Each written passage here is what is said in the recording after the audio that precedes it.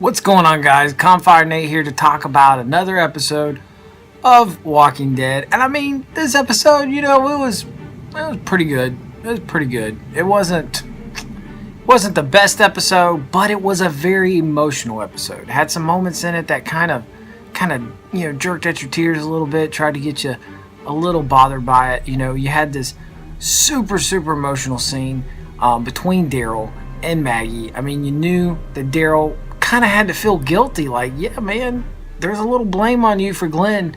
You reacted and they taught someone else a lesson. Yeah, man, it's on you, Daryle, a little bit. But Maggie, she was so sweet about it.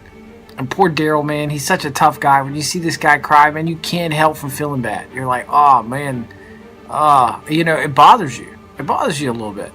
So it was, it was an emotional scene, And then you had kind of an interesting interaction between Rosita and Sasha. There was that moment where they both kind of bonded a little bit over the fact that, they both cared for the same man. There was obvious tension there, but they were able to talk through it. And at the end of the day, it was kind of sweet the way Sasha basically told her that, you still have more to live for. And then she ran in the building. It was a really intense scene, and you could see that Rosita was definitely upset. But what we're going to talk about is the very interesting thing that happens at the end. And that's when Rosita comes around the corner and sees a silhouette of a man, and he's staring at her, and that's how it ends. Now, obviously, the silhouette looks like the guy has a crossbow. Now, the first reaction would be Daryle. But we're going to talk about why it's not Daryle, who it is, and why we think they want you to believe it's Daryle. Now, they set it up for you to believe that it's Daryle because you saw Daryle back at the hilltop and he asked Jesus, where are they at? And he's got his crossbow right there. He's holding it. He's like, where did they go? And that was a few scenes right before you saw the shadow. So, time-wise, I mean, come on. We know time doesn't necessarily play a factor. It could have happened earlier. But they wanted you to think that. It was the red herring that they laid out for you because they wanted to think, oh, okay, cool. Daryle's there. He's going to help Rosita. But if you notice, when you saw the preview for next week, you saw Daryle with Rick and them as they look like they're possibly going to get the guns from Oceanside. Looks like some crazy stuff happens there.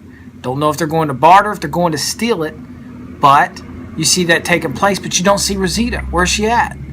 So that makes, to me, feels like the obvious conclusion that it's obviously not Daryle, but it's Dwight. And this makes so much sense because they've spent so much time building up Dwight's possible, defection that's going to take place, or his, turning against Negan. Something's happening. It's definitely going to happen. They've literally laid it all out there. So there needs to be a person that Dwight can kind of contact to help him get in touch with Rick's group and work as a mole for them. In the comics, it plays out a lot differently, and we're kind of already past that point. So they need to have someone to play that part, and it makes perfect sense that it's Rosita. Rosita's destroyed. She didn't get to do what she wanted to do. She wanted to kill Negan. She wanted to get her revenge. And now she's presented with this gift of a long revenge. Okay, how much better is it to get revenge from someone inside and eventually get it than necessarily running in guns blazing and being the kamikaze that she's trying to be.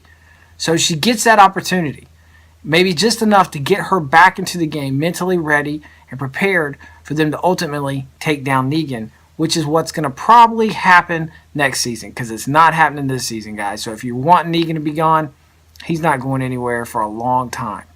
But that's my video, guys. Real short, real simple. Just wanted to tell you guys who I thought that was. Who do you think it is? Do you agree with me?